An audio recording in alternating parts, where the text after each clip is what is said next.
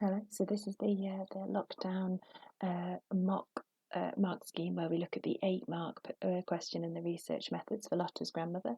So the way we would structure it, we'd think of 2 AO1 marks, 4 AO2 marks, and 2 AO3 marks.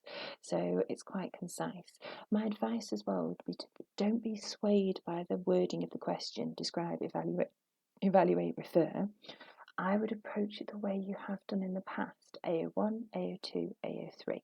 So don't feel like you've got to combine AO2 and AO3 together. They are difficult skills, and if you combine them too much together, then it'll become very difficult to make your points clear.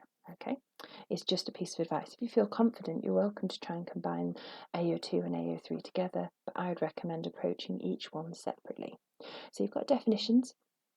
Certain parts of the brain control certain functions, and then you've got some examples. It's only 2 marks, so a definition and then some example, and 1 or 2 examples would be absolutely fine. The key bit is the application. So you need to make some reference to Lotta's grandmother suffering from language or speech problems. You need to make some reference to her language production being an issue. You don't have to, but you can mention that her understanding is not affected.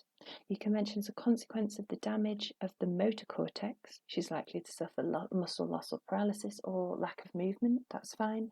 And then to get that 4th key point, you've got to mention that the motor impairment is on the right side of the body, because Broca's area is in the left hemisphere. We know the damage is in the left hemisphere. The motor cortex in the left hemisphere controls the functioning in the right, is the movement in the right side of the body.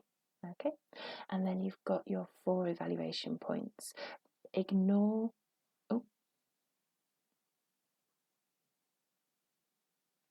one sec. They are the wrong numbers. Ignore those. So you've got 2 and 2. So with this, what I want you to think about is that it's only 2 marks. So it's brilliant. I saw some really fantastically structured and well detailed evaluation points. That is really, really good. If an 8 marker has, ignore that, it's a 16 marker. If an 8 marker has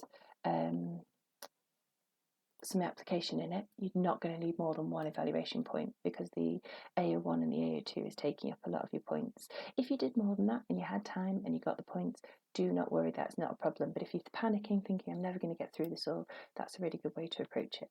So you could talk about supporting evidence, so Peterson and Peterson. With the brain scans, listening, when they were doing a listening task, Wernicke's area lit up. When they were doing a reading task, Broca's area lit up. With the listening task, so that shows us that particular skills are controlled by particular areas of the brain. That supports the idea of localization. You've also got Doherty with the OCD patients. He found that after a certain procedure to lesion a particular part of the brain or damage it, 1/3 of OCD patients saw a reduction in their symptoms. You could argue 2 things. You could argue here that suggests that behaviour behaviour is localised to certain areas because we saw a reduction in symptoms, or you could argue because 2/3 of them didn't experience any changes, that actually behaviour isn't localised. So that's your choice. Then you've got evaluation and methodology, rely very heavily on quasi-experiments, so very similar to Sperry, even though he is lateralization.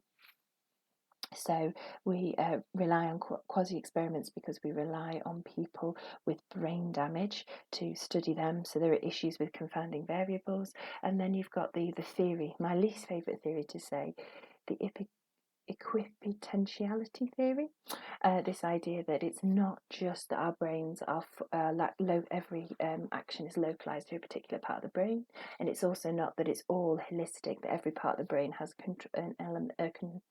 an involvement with every part of behaviour, but that perhaps simpler tasks are localized and more complex tasks use several different parts of the brain. So it's kind of that balance, or that interactionist approach between the 2. Another one, alternatively, is you have Lashley with the rats and the maze. So this idea that if behaviour was localised, if we damage a particular part of the brain, the rats wouldn't be able to run the maze. We damaged and damaged and damaged bits of their brains, and they were still able to run the maze, suggesting that it is holistic, that the task of running the maze was shared out across the whole brain. And then you've got Gabby Gifford. She's a bit of a tricky one, but you can talk about her if you are careful. And then you get the research methods. You get 2 marks if you say the number of verbal errors. Okay, if you've mentioned specifically how it's measured, and I've been a bit flexible if you've missed off the word errors and things like that sometimes, but if you say the number of verbal errors, you have identified the DV and you have operationalised it. If you say the number of verbal errors when talking to 5 people and 10 people, or 10 people and 100 people, or whatever it was, then you would not get the marks. I might have been generous and given you 1 here occasionally.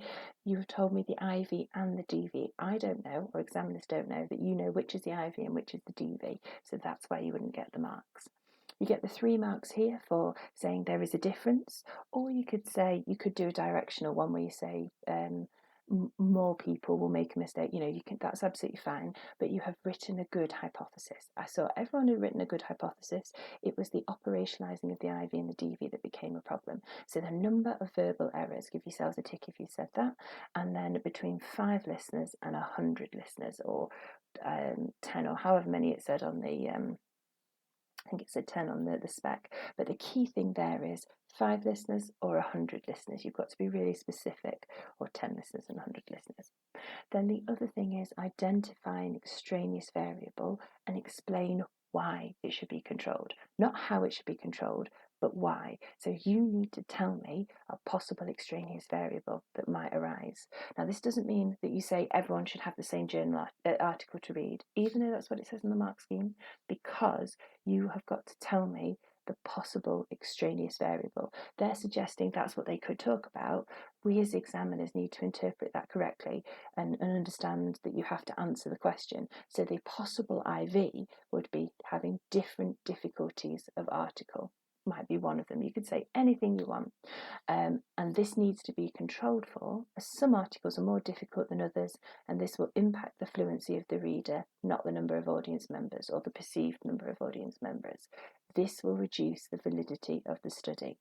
That is how you get the marks. 1 mark for saying about different difficulties of the article, or whatever else it is you've identified, and then 2 marks for in detail telling me why it should be controlled, not how it should be controlled.